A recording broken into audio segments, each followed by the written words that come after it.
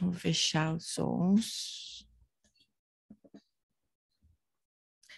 gente podia começar só uns instantes trazendo a consciência para o corpo, para esse momento, só para a gente chegar, para chegar tudo junto, né? O corpo, a mente, o coração. A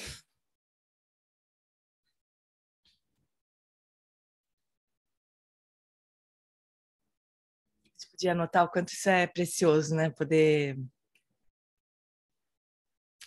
se encontrar, ainda que virtualmente, né? Se encontrar com pessoas queridas, que estão querendo olhar para a vida de uma mesma maneira. Isso é maravilhoso.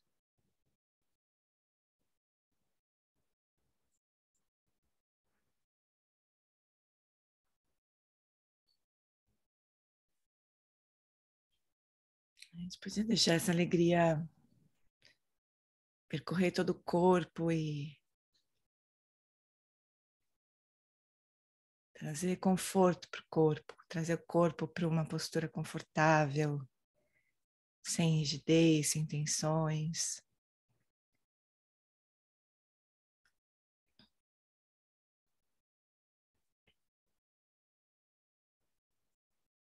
E deixar esse sentimento, esse sentimento de conexão, de gratidão, se enraizar na nossa mente.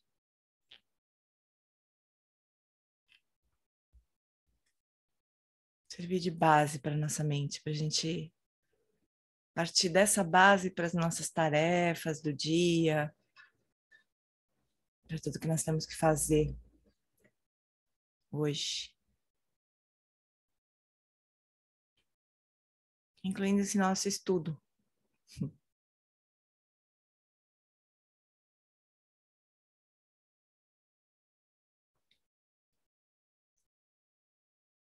Aí a gente pode abrir os olhos.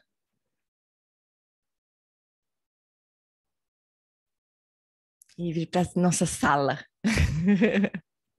A nossa sala virtual. Oi, Arthur, lindo. Oi, Carolzinha. Oi, Liele. Oi, Andréia. Oi, Melinha. Oi, Marina. E todo mundo que está com a câmera fechada por qualquer razão. Virgínia, Kátia, Silvia, Valério. Então, fofuras. Deixa eu mostrar onde é que a gente está. Desde o ano passado que a gente não olha para onde a gente está, né? Então, olha só, esse aqui é o índice, né, do livro. Então, a gente está na perfeição da conduta ética, né? E a gente passou pela generosidade, agora a gente está na perfeição da conduta ética. E dentro dessa perfeição, a gente está na prática do perdão. A Jetsuma Tenzin Palmo, ela diz que a conduta ética é tudo que protege a nossa prática, para ela não andar para trás, né? Ah, a Virgínia fez uma cirurgia, tá bom, querida, fica bem, fica tranquila aí. Então, conduta ética é isso, né? São a forma como a gente age, assim, e que implica num referencial ético, né? E que protege a nossa prática. Ela fala que a nossa prática é como se fosse uma plantinha, assim, se desenvolvendo, né? Então, a gente precisa cuidar dela, né? Deixar ela protegida ali de tudo que possa fazer com que ela piore, assim, porque ela se destrua, né? Seja destruída. Então é isso. A gente está nessa prática agora do perdão. Vamos ver o que o Norman Fischer fala sobre o perdão. Então, verdade seja dita, é muito fácil deixar as coisas como elas estão. Sejamos honestos. Se recriminar, sentir culpa e vergonha são sentimentos convincentes, né? A gente sempre sente que tem razão para fazer isso, muitas vezes. Quando isso surge, a gente acha que tem razão para sentir assim. Eu tenho mesmo que me sentir culpado. Afinal de contas, eu. Né? E eles condicionam muito do que nós sentimos e pensamos sobre a nossa vida. Nós temos que lidar com eles. A única coisa que os cura é o amor. O caminho do Bodhisattva é um caminho de amor. Bodhisattvas precisam de amor, oferecem amor, não podem viver sem amor. O amor está sempre disponível. O fluir do amor, a abundância inerente da vida é constante. Ai, como é lindo o jeito que ele fala, né? O amor é um oceano, né? Que está sempre ali, assim, a gente pode, um oceano que está sempre perto, não é que a gente precisa viajar lá para o Rio de Janeiro, para Niterói, para chegar perto do mar, para depois poder pular no mar, né? É tipo um mar que sempre que a gente lembra que ele existe, ele, pomba, aparece. Tem uma mágica, assim, de aparecer na hora que a gente lembra dele, né? E os bodhisattvas são esses que sabem disso, né? Ainda assim, esse fluxo às vezes parece bloqueado. Às vezes o mundo não parece um lugar amoroso. E o que aconteceu nesse momento, né? Que a gente esquece disso, sei lá, a gente acha que não é bem assim, né? Nós fomos machucados e nós machucamos os outros. Mesmo que nós não tenhamos sido muito machucados ou machucados demais aos outros, tanto machucar já aconteceu no passado da humanidade que está gravado no nosso DNA. Ninguém escapa das cicatrizes, ainda que tenha sido com a gente, né? A gente testemunhou muitos machucados. E isso machuca, ainda que não tenha sido diretamente com a gente, né? Ninguém escapa das cicatrizes. Elas obstruem o fluir do amor. Esses ferimentos que ecoam do passado da humanidade continuam retornando diariamente. Nós os sentimos com frequência nos nossos compromissos diários. O mundo consiste em pessoas feridas que se tornaram duras, alienadas, distantes. Portanto, a prática do amor é elementar. Não é necessário que alguém nos tenha feito alguma coisa ou que tenhamos causado dano aos outros. A dor está sempre lá. Nós precisamos perdoar o mundo por ser como é, os outros por serem como são, e a nós mesmos por sermos como somos. E precisamos ser perdoados por nós mesmos, pelos outros e pela vida.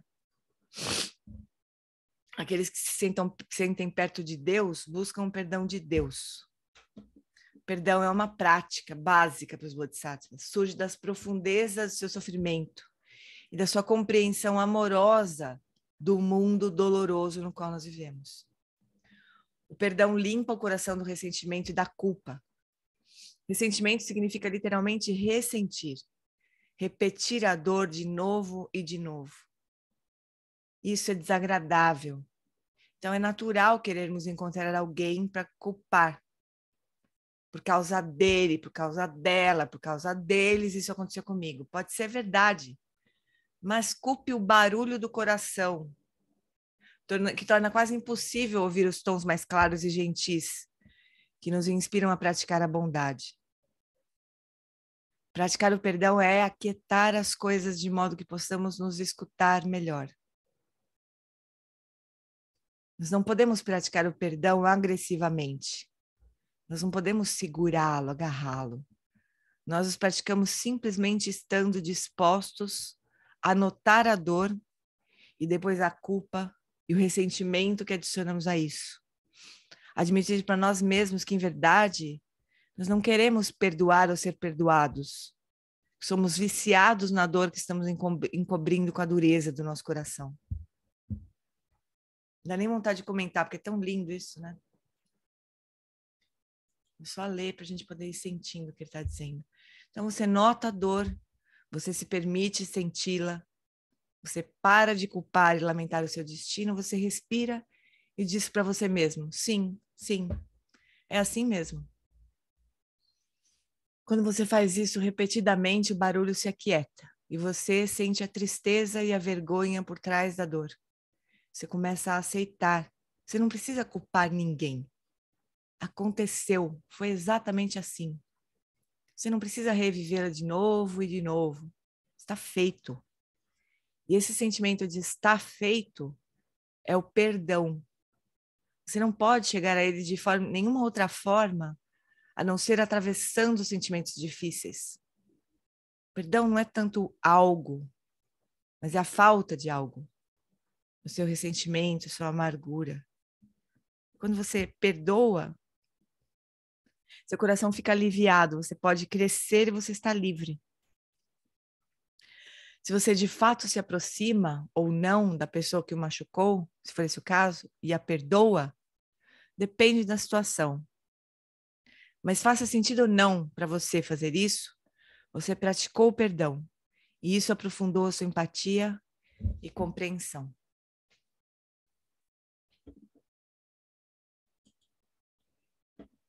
E aí? Que coisa, né? Que coisa bonita. Essa fala do Norman Fischer, eu não sei bem, eu não lembro bem se no capítulo sobre paciência ele vai falar disso, né?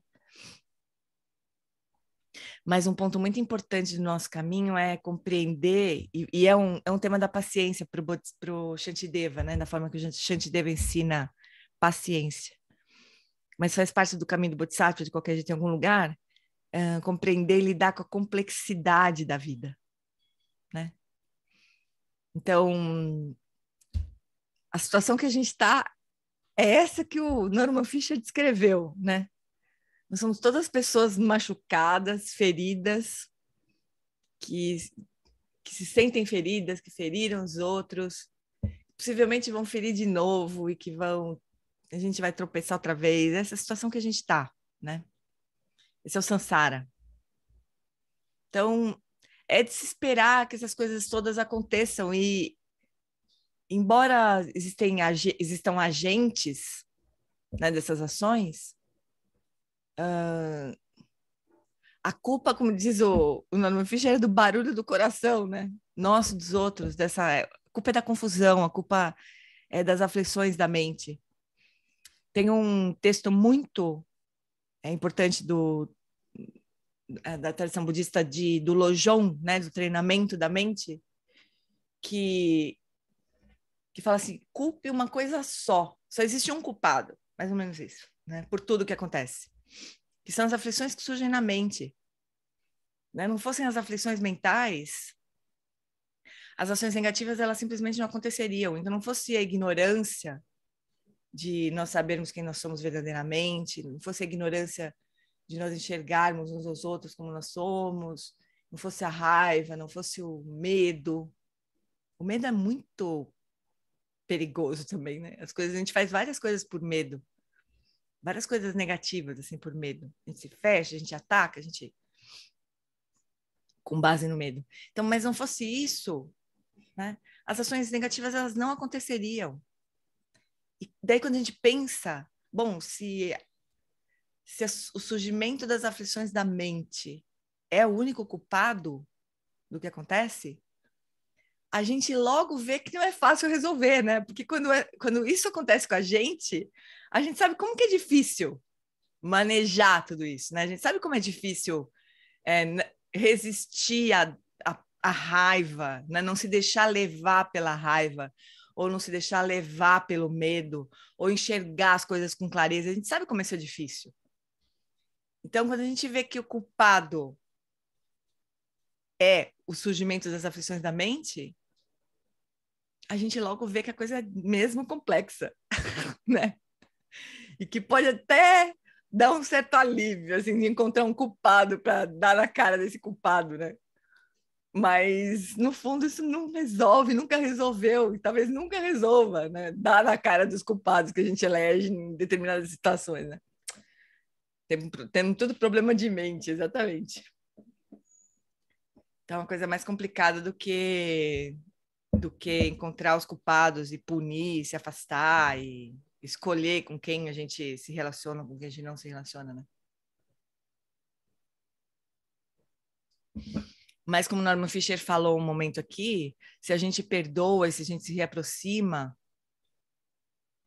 de quem nós enxergamos como sendo uma pessoa que nos feriu e que que nos causou mal, assim, né? Se a gente perdoa, ou se a gente perdoa e se aproxima, isso vai depender da situação, né? A gente não quer também... Uma coisa que a gente pode fazer em segredo, quer dizer, só para nós, é perdoar, né? Porque isso é um trabalho realmente interno. Perdoar o outro é um trabalho interno mesmo, né? Agora, se depois disso a gente vai se reaproximar, ou se a gente não vai, isso depende da situação realmente, porque é um pouco, pode ser um pouco ingênuo, né? A gente perdoar, se reaproximar e criar de novo as circunstâncias para aquilo acontecer outra vez, né? Então, isso não é uma boa coisa, é como se a gente estivesse dando outra chance de a pessoa de novo fazer uma besteira. E às vezes não está ao alcance da pessoa fazer nada diferente. Então, se a gente tem essa consciência, é melhor a gente não se aproximar, na verdade. Pelo bem, por compaixão mesmo, né? Pelo bem nosso e da pessoa. Agora, o perdão é outra coisa. O perdão nem tem a ver com se aproximar ou não. Porque pode ser que a gente se reaproxime sem perdoar, né? A gente se reaproxime, sei lá por quê. Porque a gente precisa, ou porque a gente se vê,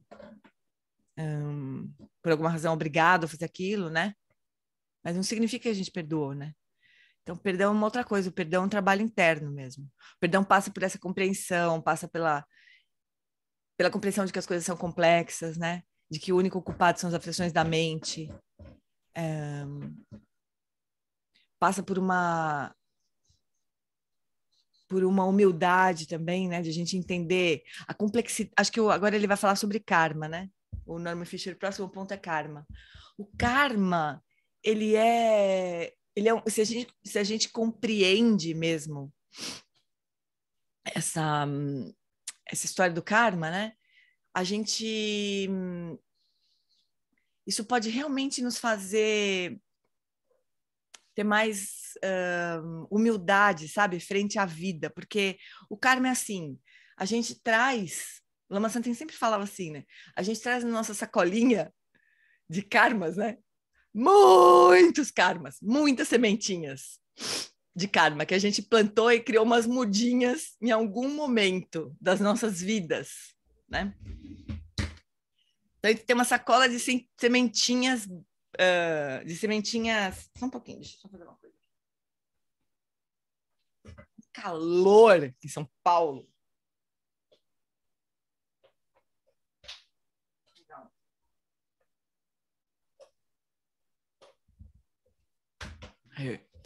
Então, a gente traz na nossa sacolinha muitas sementinhas germinadas, às vezes, sabe? Prontas para virar uma árvore, né? E tá lá na sacola. A gente não tem consciência de todas as coisas que a gente cultivou na nossa vida, porque tem uma coisa vários pontos importantes aqui com respeito ao treinamento da mente, né? Primeiro, tudo que a gente cultiva cresce. E a gente não sabe exatamente o que nós cultivamos no passado, às vezes a gente não sabe nem o que está cultivando no presente, porque não é conscientemente, necessariamente, né, que a gente cultiva. Então, cada vez que a gente se rende aos hábitos nossos, né, de raiva, de julgamento, de crítica, qualquer hábito emocional que a gente tenha, cada vez que a gente cultiva isso incondicionalmente, cada vez que a gente se rende a isso, a gente está vincando mais esse hábito na nossa mente, né? Então, a gente está cultivando, mesmo que a gente não fala, não estou cultivando a raiva, imagina, eu sou praticante. Cada vez que a gente se rende, a gente está cultivando, né? Então, a gente não tem consciência nem muito bem do que a gente está cultivando neste momento. Imagina as infinitas vidas que a gente já teve, né? A gente não tem a menor condição de saber o que foi que a gente cultivou, que tipo de sementinha que a gente traz. Aí o karma tá lá bem guardado ali, né? Só que a hora que esse karma primário, que a gente chama, encontra as condições secundárias, ou seja, a hora que essa semente cai numa terra fértil, que a gente também não sabe qual é, né? Mas imagina uma situação adversa, muito complicada. Esse karma, ele brota, assim, de uma forma que a gente nem entende, né? E aí, quando a gente vê isso acontecendo no outro, a gente pode pensar assim, nossa, eu jamais faria isso. Isso é um engano tão brutal do ponto de vista da lei do karma, porque não é verdade, né? Se a gente estivesse debaixo da pele daquela pessoa, tivesse tido todas as histórias que aquela pessoa teve, a gente faria exatamente a mesma coisa. E a gente não sabe se um dia a gente vai estar numa condição propícia para um karma exatamente parecido com aquele chegar à fruição que a gente diz, né? Florescer. A gente não sabe. Então a gente deveria ter um pouco de humildade quando a gente vê o outro aprontando, sabe? Quando a gente entende bem além do karma, a gente tem essa humildade. Fala, cara, talvez eu fizesse isso, exatamente, né? Porque como diz o Lama Santa, nós somos seres kármicos, né? Então a gente tem que ter muito respeito por essa história, sabe? E é só a gente observar, né? A gente já se viu fazendo coisas que a gente nem nunca se imaginou fazendo, não é? Todo mundo já teve uma situação dessas, eu tenho certeza. Vocês já tiveram tempo de fazer umas coisas que você fala, nossa, como é que eu fui falar uma coisa dessas? Ou como é que eu fui fazer isso? Meu Deus, onde é que eu tava com a cabeça? A gente não fala isso. Pois é, onde é que a gente tava com a cabeça, né? E é assim, né, que acontece. Então tem uma... Eu já comentei com vocês uma prece que eu faço todo dia de manhã. Eu já mandei até nesse grupo, eu acho, mas eu vou comentar e falar de novo. Tem uma... Quando eu faço as oferendas, né, de altar, tem uma prece para cada tigelinha, né? E uma delas é assim, que eu possa praticar a purificação da mente, obviamente, que eu possa purificar minha mente e gerar humildade. Porque a humildade é que... Essa humildade que pensa assim, não, pode ser que eu faça isso. Pode ser que eu tenha essas sementes kármicas para fazer isso, sabe? Que eu possa purificar essas sementes kármicas. Isso é bonito, né? Tem a ver com essa compreensão bem mais profunda, assim, do onde é que nós estamos pisando. Às vezes tem uma mina de uma bomba, é um campo minado lá, a gente pisa no lugar errado e bum, aquele karma explode na nossa cara e fala, nossa, de onde que veio isso, né? De onde que veio isso? Veio das milhares de vezes que você cultivou isso. Nada acontece por acaso, né? A gente cultivou essas coisas todas. Daí, quando as circunstâncias externas são adequadas, aquilo floresce, não tem jeito. O que vocês acham, fofurãs? Faz sentido para vocês isso? Isso é uma coisa boa de a gente contemplar, sabe? De a gente procurar Muito enxergar como é que isso importante, funciona na nossa vida. muito Muito importante importante. saber. Muito importante, né? Eu acho bonito esse... Jane, Oi. essa prática do perdão também se aplica no auto-perdão? Com certeza! Ele falou ali, né? Em algum Eu lugar, em algum perdi o momento. comecinho. Ele fala, com Não li esse. certeza, com certeza, porque se a gente entende isso, ele vai falar do karma agora. Vamos ver se ele vai por esse mesmo caminho, assim, que eu tô aqui puxando na minha mente. Não que eu tô inventando, que eu tô puxando das lembranças do que eu ouvi dos meus professores, né? Mas é claro que se a gente entende esse processo, né, do florescimento do karma, a gente fala, bom, eu tô aqui tendo que lidar com isso, né? E se eu não conseguir nesse momento, é porque era um hábito muito arraigado e que encontrou as circunstâncias corretas e floresceu, né? Mas eu faço voto de olhar para isso e de... Então tem o poder do arrependimento, né? É um poder esse do arrependimento, né? De reconhecer uma falha quando ela acontece, né? E de se arrepender disso. Mas arrepender significa ter a vontade de não fazer aquilo outra vez, né? De reconhecer que a gente tem recursos para fazer de uma forma diferente. Precisamos ser perdoados por nós mesmos, pelos outros e pela vida, a Rafa colocou lá na página 89. Mas então, junto com esse perdão, vem isso, né? Vem o reconhecimento daquilo que a gente quer, que a gente mesmo não queria fazer, ou, né? Daquela dor que a gente não queria ter causado, daquela besteira que a gente fez, sei lá, eu. que quer que seja, né? Reconhecer que aquilo foi uma besteira, confiar de que a gente pode fazer diferente. Isso é super importante também, né? Porque senão a gente se afunda naquela coisa, assim, fala, nossa, eu fiz isso aqui, eu não tenho ideia do que fazer. Não, eu posso conversar com os meus amigos, eu posso procurar, sei lá, ler os livros sobre treinamento da mente, eu já fiz de outras formas, eu posso olhar para isso de uma forma diferente. E se comprometer a fazer de uma forma diferente na próxima vez que aquele karma se apresentar. Isso é super importante. Então, com certeza, a gente precisa, senão como é que a gente vai fazer se a gente não se perdoar? Significa o que a gente não se perdoar? Significa que a gente está reforçando um outro karma, que é o da impotência, da crueldade consigo mesmo, né? E a gente vai fazer isso com o outro também, com certeza, em algum momento. Então, é uma forma negativa de olhar para o caminho, né? Oi, Má, você levantou a mão e desistiu aí, porque eu falei demais, né? Não, é só um exemplo assim, muito óbvio, né? Mas eu vou tirar o fone para falar, que não me atrapalha. Um exemplo muito óbvio, né? Esse ser que está no poder movimentou uma questão muito forte em mim, que é quero que morra. Que a minha mãe disse assim, que horror, você deseja alguém morrer. E aquilo me bateu tão forte que eu fiquei pensando, não, mas eu gostaria, sabe?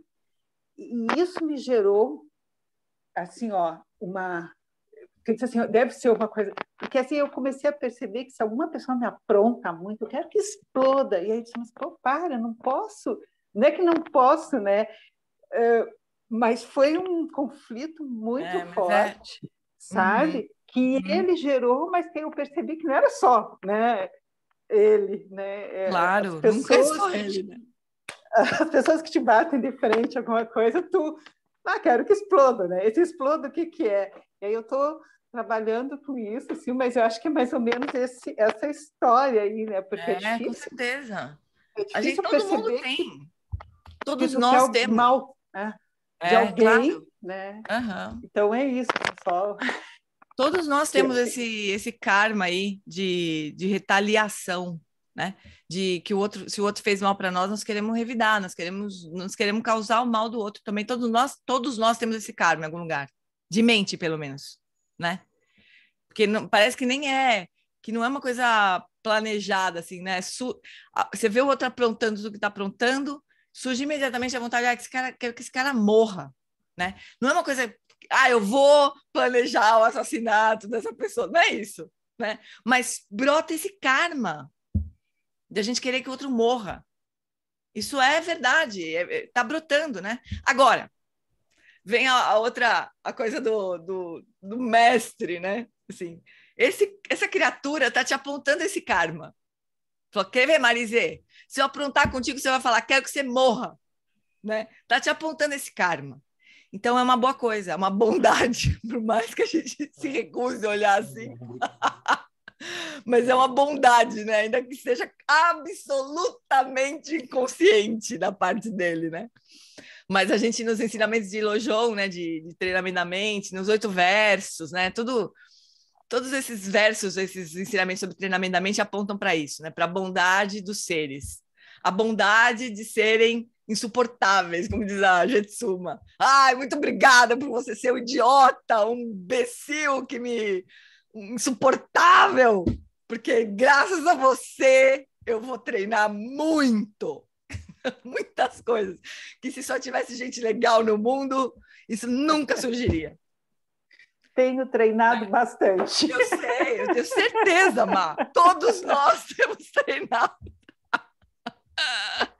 Mas é interessante, né? Como daí, a próxima vez que a gente olhar para um assassino, para alguém que matou alguém, né? E a gente pensar, ai, que horror! Eu jamais faria isso. Aí a gente lembra. Talvez a gente não faça, né? Talvez precise de sei lá, de uma condição muito, muito, muito, muito desfavorável para que isso vire uma ação, né? Mas impossível não é. Não é. Então é bom a gente ter consciência disso, né? E cuidar dessa mente que se sente ameaçada e que teria essa disposição em se defender às custas do outro, né? Depois também você bota Às custas da vida do outro, né? É uma coisa, não é fácil de olhar, né? Mas, enquanto está tudo mais ou menos bem, a gente treina com esses karmas de mente, né? Com essas coisas. A gente não deveria desperdiçar isso, sabe? Porque quando surgem essas imagens na nossa mente, meio com uma intenção, mesmo que não seja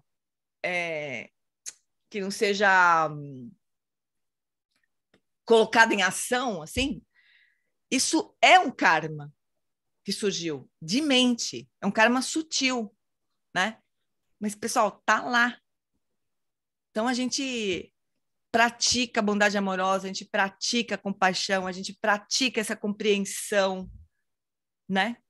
A gente tenta olhar para o outro e falar, meu, ele está respondendo aos karmas dele, né? Hoje, nesta vida. Então, é isso que está acontecendo, é um ser, todos nós, né? Seres respondendo aos nossos karmas, né? Então, isso deveria fazer a gente ter mais ainda vontade de praticar para que a gente não seja levada pelo nosso karma, que a gente nem sabe qual é, pelos ventos do nosso karma, né? É isso que a gente está fazendo, na verdade, né? Jogando luz, criando outras condições para que quando essas sementes, por fim, brotarem, as condições sejam diferentes, né? Mas gente, é fogo. O negócio não é fácil. Vamos seguir, fofuras? O cafezinho acabou. Vamos lá, então. Agora ele vai falar do karma, então. Então, vamos ver. Karma. Por trás da prática da conduta ética do Bodhisattva está a ideia de karma. Karma é ação. Ação importa, é efetiva. Ação inclui intenção e vontade, quer dizer, são ações de mente, né? Lembra, a gente tem ações de corpo, que a gente sabe o que é, fazer coisas. A gente tem ações de fala, que é a fala mesmo, mas também é a energia, quando a energia se move para algum lugar. E a gente tem ações de mente, né? Então, inclui intenção e vontade. A qualidade do seu pensar e do seu sentir é importante. Ações produzem resultados que rimam com elas. Boas ações produzem bons resultados. Más ações, maus resultados. Você sabe que isso é verdade. Quando você pensa, fala e age com bondade, você se sente bem e as chances dos outros corresponderem à sua bondade são boas, são grandes. Quando você pensa, fala e age com um espírito ruim, você se sente infeliz e terá menos chance de receber as reações benéficas dos outros. Então, o karma, no fundo, ele não é uma coisa muito misteriosa, é simples, né?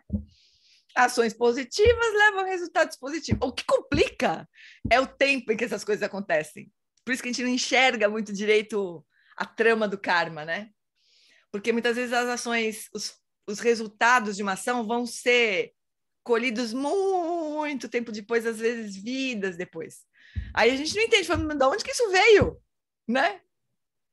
Isso atrapalha um pouco, mas é uma lei simples, vamos dizer assim, né? A conclusão é bem sensata e prática. Para ser feliz e para ter bons relacionamentos, vale a pena falar, agir e pensar de uma maneira bondosa e evitar fala, ação e pensamento ruins. Isso é a base do karma e também um senso comum.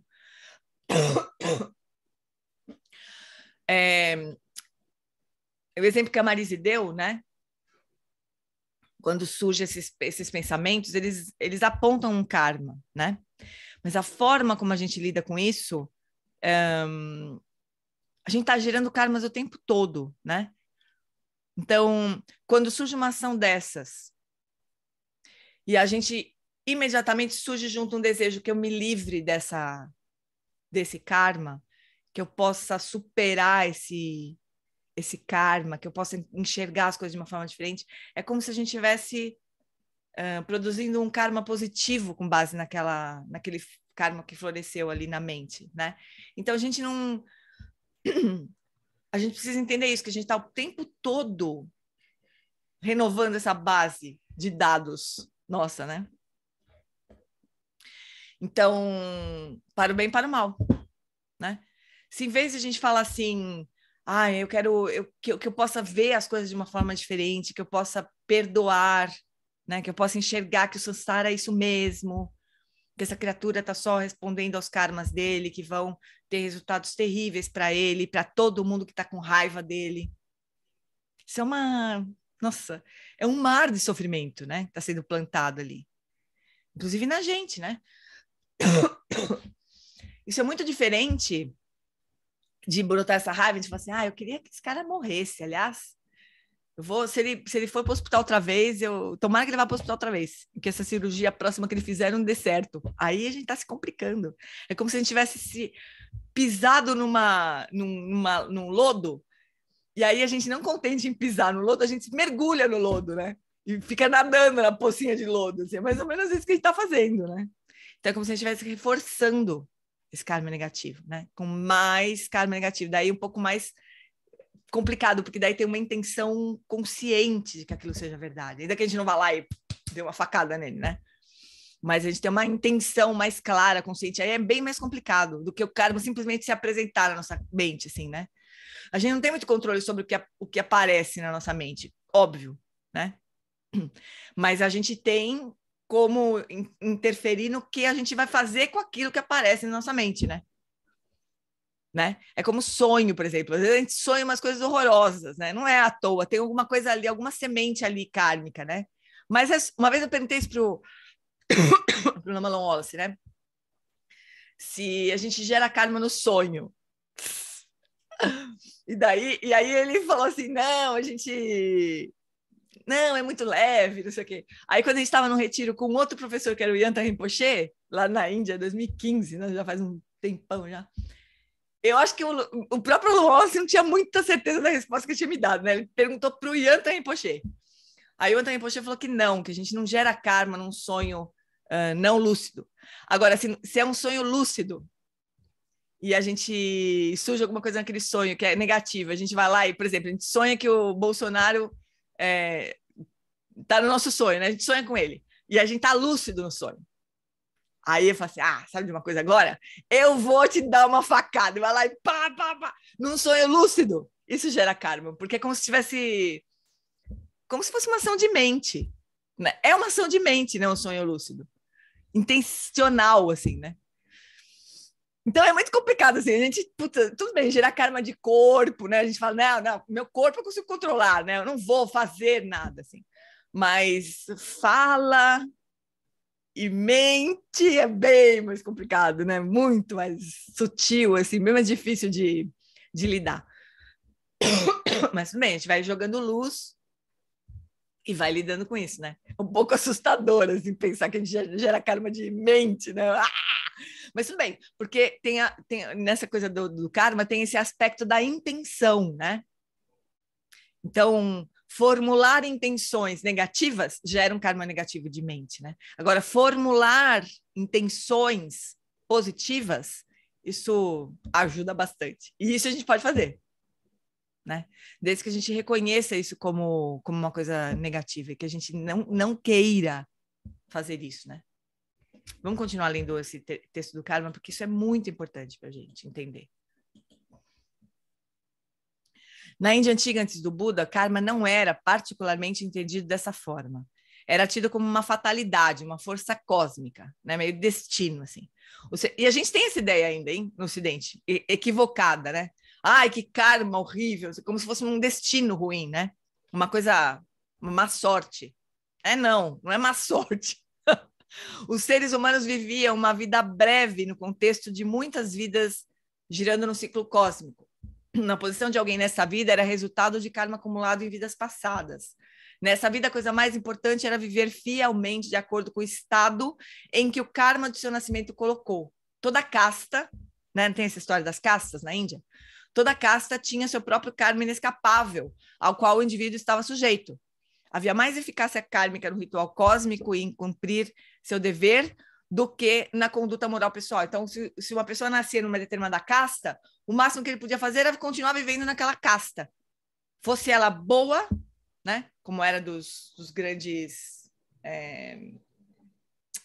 das castas elevadas, que eu esqueci o nome. Os Brahmins, que eram os sacerdotes e tudo mais, quanto da casta dos... Shudras. Então, o máximo que a pessoa podia fazer era se conformar, né? Viver de acordo com a casta onde ele tinha nascido, né? A inovação radical do Buda...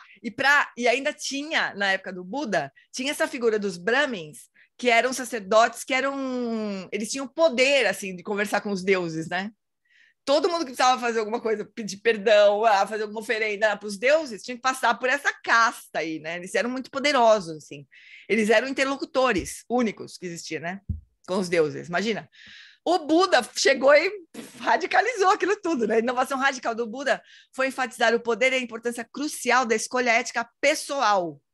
Ao escolher fazer o bem e evitar más ações, o indivíduo poderia mudar o seu destino. Não precisava nem do Brahmin para fazer isso.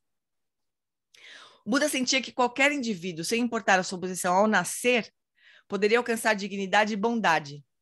E essa conduta, não o ritual ou meramente satisfazer um papel social, era modeladora do nosso destino. O Buda foi também o primeiro grande moralista e radical social. Qualquer um era elegível para fazer parte da sua comunidade. Qualquer um podia entrar para a sanga do Buda. Não interessava a casta que essa pessoa pertencia. O Buda foi poderoso nessa época ainda. Me radicalizou realmente. Então, qualquer um era elegível para fazer parte da sua comunidade, inclusive mulheres. Demorou um pouquinho mais, mas ele aceitou também. E atingir dignidade e status independentemente da casta ou gênero. Mas demorou um pouquinho, a questão do gênero na época. Mas ele botou a mulherada para dentro também. Os ensinamentos budistas sobre karma são práticos e empoderadores, razões pelas quais o budismo é tão bem aceito em nosso tempo e lugar. Os ensinamentos sobre o karma fornecem um mapa para mais felicidade e menos miséria, menos sofrimento, que não requer uma restrição excessiva ou um sistema de crença em especial. A pessoa simplesmente observa ações e resultados e ajusta a conduta.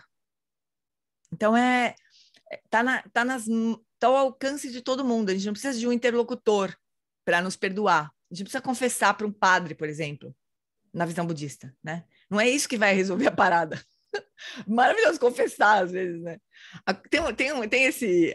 No budismo também tem essa confissão, né? Só que adivinha como é que a gente faz a confissão? A gente faz sozinho a confissão. A gente confessa para a gente mesmo, né? Porque a confissão, na verdade, é um reconhecimento das falhas. É reconhecer e gerar essa... Na verdade, a palavra confissão no tibetano, ela tem um significado de se separar. Então, quando a gente confessa uma má ação, por exemplo, que também é nós mesmos que julgamos se aquilo foi bom ou não foi, né? É muito com base num referencial ético, a gente mesmo julga aquela ação como boa ou má. Não é que não tem um referencial, tem um referencial muito claro ético, né? E ética também na visão budista é muito claramente ligada a causar sofrimento ou não aos outros seres e a si mesmo, né? Então, esse é o referencial. Causar sofrimento é uma má ação. Trazer felicidade é uma boa ação. É simples também, né? O problema é que não é tão simples assim. Às vezes fica um pouco difícil entender se a gente causa sofrimento ou não, né? E tem a questão, de novo, do prazo, né? Às vezes a gente causa um sofrimento a curto prazo que tem um resultado positivo a longo prazo. Então, não é fácil. Obviamente que não é fácil, né? Mas é esse o referencial. Então, quando a gente confessa uma má ação, tem esse significado de se separar, assim, da ação, né? Eu não sou a ação, estou aqui confessando, né? Essa ação ocorreu, mas não sou eu. Então, eu confesso, eu me arrependo, eu confio que eu posso fazer de uma forma diferente e eu faço o voto de fazer diferente. Então, esse é o sentido de confissão. Eu acho super lindo isso. Confissão com esse sentido de se separar, né? Separar o agente da ação com a gente mesmo, né? Então, a gente não vai confessar para um padre ou para o lama. A gente não confessa para o lama não quer nem saber. A gente só vai perguntar para o lama, fiz uma merda aqui, desculpa, fiz uma besteira aqui, eu não sei o que fazer diferente. A gente vai falar com o lama, mas o lama não está muito interessado nos nossos pecados, né? Não tem esse sentido, a confissão.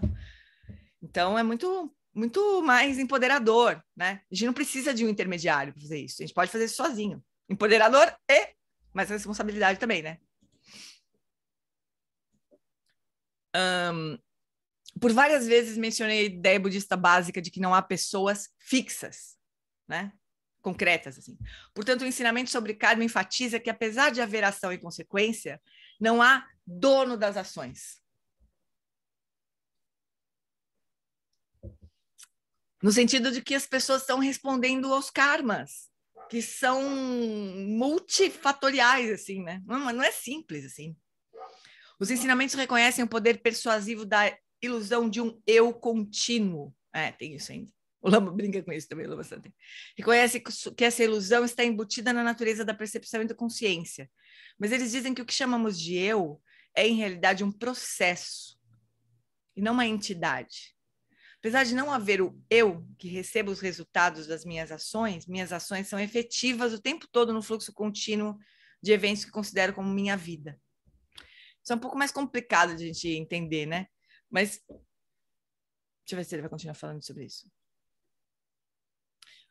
Mas então, primeiro ele está dizendo assim, a gente tem acho que um dos temas mais complexos assim do budismo, acho que é essa noção da vacuidade do eu, né? De que a gente chama de eu não pode ser encontrado em lugar nenhum, né? Não existe um CEO, Alan Wallace brinca assim, não existe um CEO dentro do nosso coração, da nossa mente, que está ali controlando tudo com um joystick, assim, né? Fazendo tudo acontecer e decidindo e tarará. Não existe esse centro que a gente chama que poderia corresponder a uma ideia de eu, né? Mais profunda, assim. Não existe isso na visão budista. Então, o que a gente chama de eu são vários momentos de consciência, de ação, né?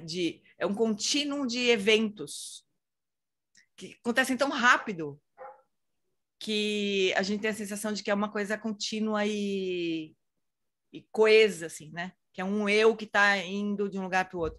Eu acho que eu postei um dia desses um negócio super bonito, Deixa eu ver se eu acho. Deixa eu ver se foi isso mesmo que eu fiz. Então, a gente constrói essa noção de eu com base nesse fluxo, né, de eventos e de ações. Deixa eu ver se eu... Se não me engano, foi uma fala do Dalai Lama que tu tem Chodron. Agora que eu quero abrir essa porcaria desse Instagram, ele não funciona. Mas esse é um dos pontos mais complexos mesmo, né?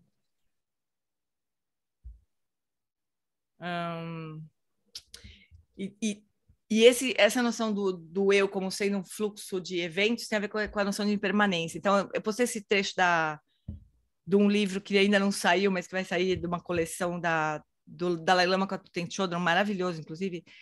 Ela fala assim, a impermanência sutil é mais difícil de entender. Os cientistas nos falam das constantes mudanças nas partículas subatômicas, mas como essas não são visíveis para nossa percepção comum e os objetos físicos ao nosso redor parecem ser estáveis, nós assumimos que nossos 5 agregados, quer dizer, o corpo, o sentimento, a percepção, os fatores mentais e a própria consciência, né, os que são os 5 agregados, e o mundo ao nosso redor são imutáveis e fixos. Mas, na verdade, o nosso corpo, sentimentos, etc., são processos dinâmicos, nos quais cada aspecto deles está surgindo e desaparecendo a cada momento. Só que é muito rápido, é como se fosse um filme, né? Que tem, antigamente, aquele filme de rolo, né? São vários quadros, assim. Só como aquilo passa rápido, a gente tem a sensação de ser uma coisa só. É assim que a gente vê as coisas, né? Mas não é assim que as coisas são, né? Tem uma diferençazinha, assim, entre a forma como a gente vê e como as coisas são. A mente obscurecida reúne esses momentos únicos de existência, em constante mudança, e os vê como objetos sólidos para que a mente ignorante possa lidar com o mundo.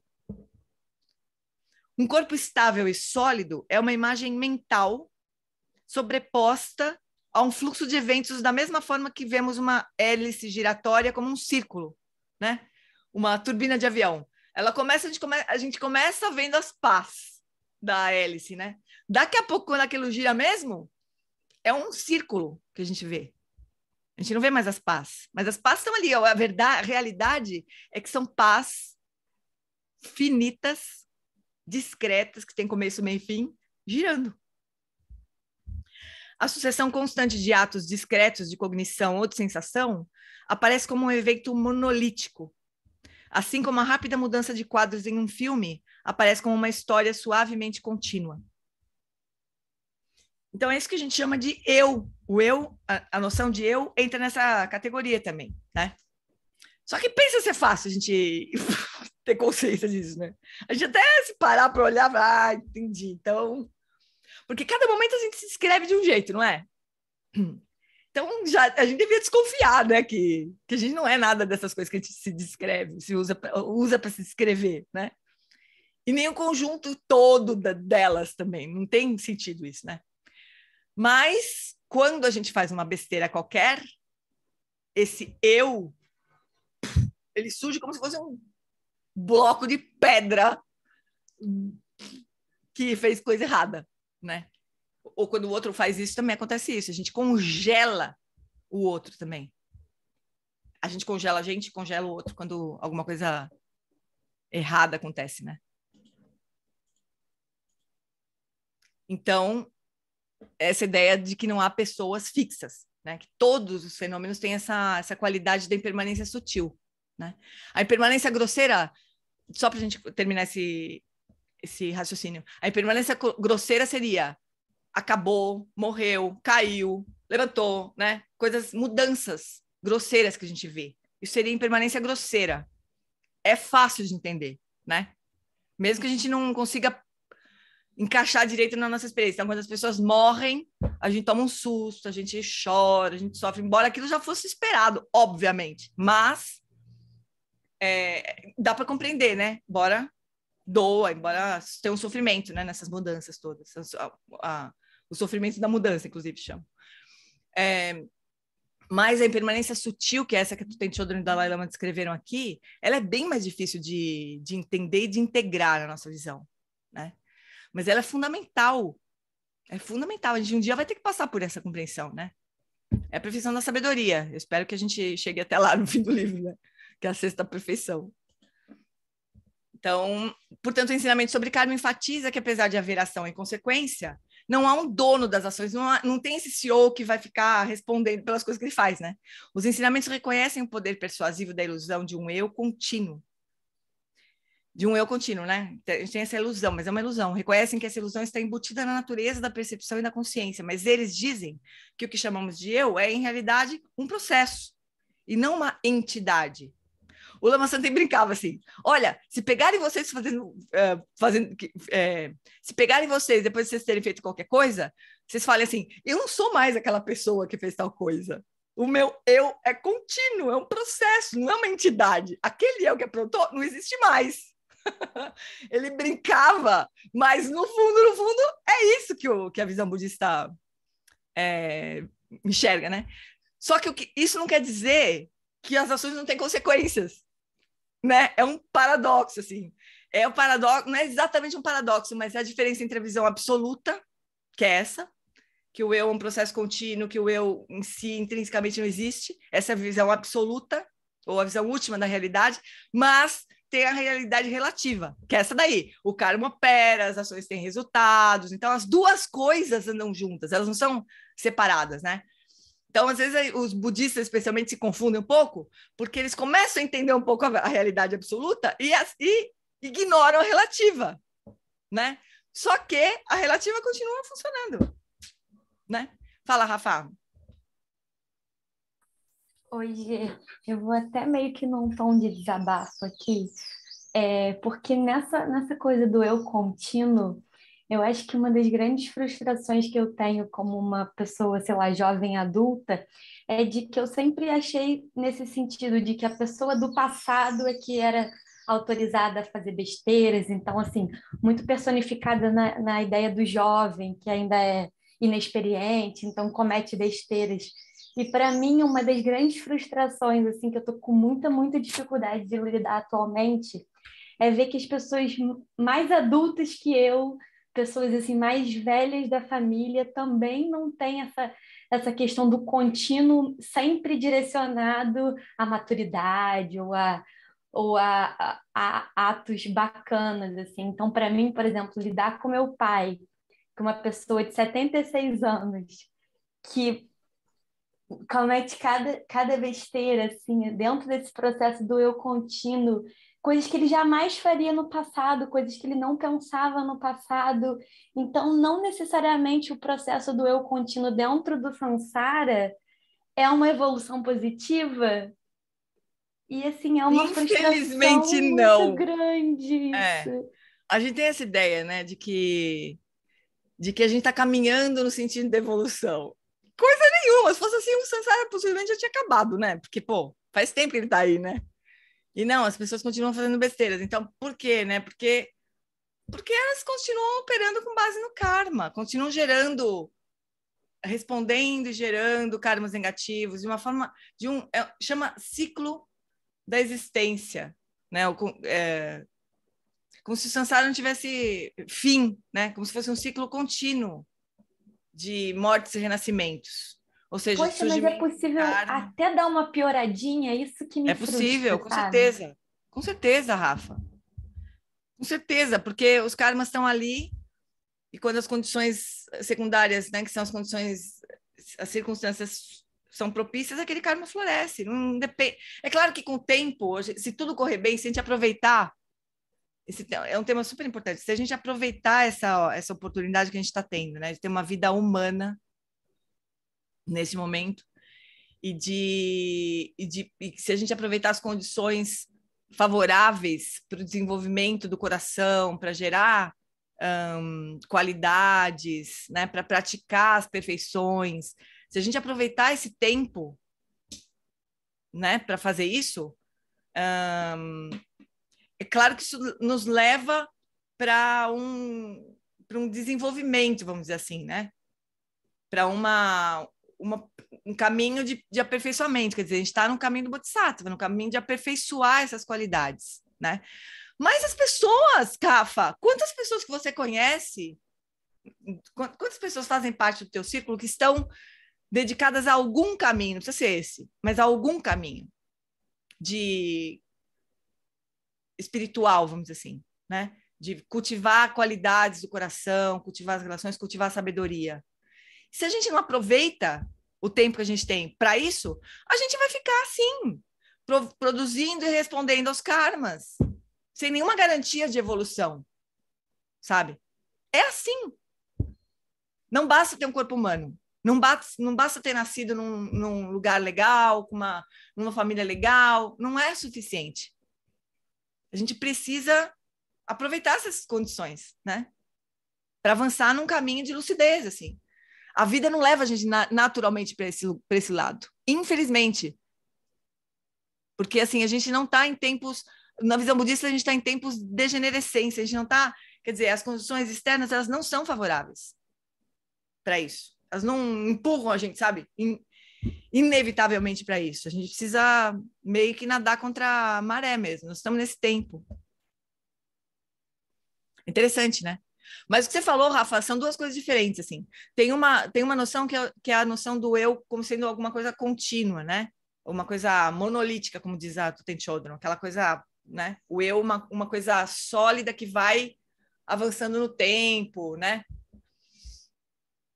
E outra coisa é que esse eu contínuo está indo no sentido da evolução, não está. Ele tá indo ele nem está indo ao longo do tempo e nem está indo no sentido da evolução, entende?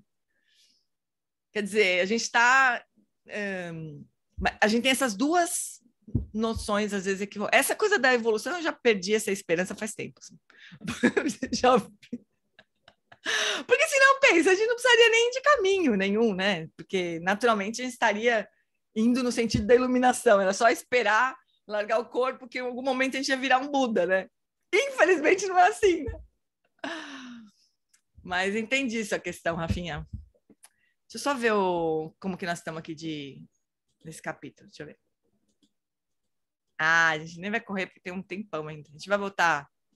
Esse tema é rico, né? A gente vai voltar para esse tema do karma, então, semana que vem. Amores, agora tem um assunto de logística para tratar com vocês. Eu acho que eu tinha comentado no ano passado que eu vou dar aula nas quintas de manhã num programa do Senac. Eu não tive escolha, assim, muito de data. Então, a gente vai precisar passar...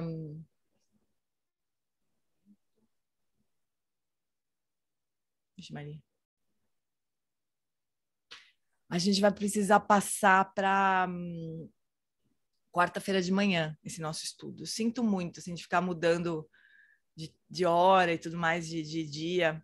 Eu sinto muito, mas não tive escolha de data, tive que aceitar a data que eles tinham lá. A gente passar para quarta de manhã, que antigamente era esse horário que a gente se encontrava, né? E eu fico mudando de um dia para o outro. Desculpa, não é, mas eu não é assim, não é descaso meu, sabe? De ficar mudando, tudo bem, muda de dia. Não é isso, não. Eu sofro bastante com isso, assim. Mas eu não tive como fazer. Depois, se a gente achar que a quarta-feira está muito complicada e a gente quiser depois voltar para quinta, depois de terminar esse programa, mas vai ser só abril. Eu vou passar fevereiro e março dando esse curso no Senac. Então, sorry, desculpem, mas a gente passa para quarta às 9. A gente podia já passar semana que vem, inclusive, para a gente ir vendo, tá bom? Eu vou avisar no grupo lá. Espero que não seja muito complicado para ninguém aqui, que vocês possam se organizar para quarta-feira também. A Lúcia não pode. No mesmo horário, é. Ai, Lu, desculpa, mas eu realmente não tive como fazer. Vai ficar gravado. Ô, Gê, pois é, aí eu vou ficar assistindo gravado, porque é o dia que eu atendo, sabe? Então. Desculpa, Lu, sinto muito Pena, mesmo. não, fico assistindo, né? A gravação. Tem a gravação. Eu sempre gravo, tá sempre no YouTube depois. Tá bom, fofuras? Então, semana que vem a gente já passa para quarta-feira. Eu vou lembrar vocês lá no grupo também. Tá bom? E quando você puder, Lu, você entra, né? Sei lá, se um dia der certo, assim. Alguém falhar aí no seu atendimento. Então, tá bom, amores. Um beijo. Seria legal, assim, entre os encontros, se vocês pudessem ler esses temas, assim, sabe? Contemplar um pouco, porque não é suficiente a gente ver uma vez só. A gente precisaria contemplar mesmo, né? Ver como isso funciona na vida da gente. Tá bom, fofuras? Beijocas até quarta. Obrigado. Beijo. Tchau, Val. Beijo. Valeu. Beijo, obrigada. Valeu. Obrigada. Beijo. Beijo.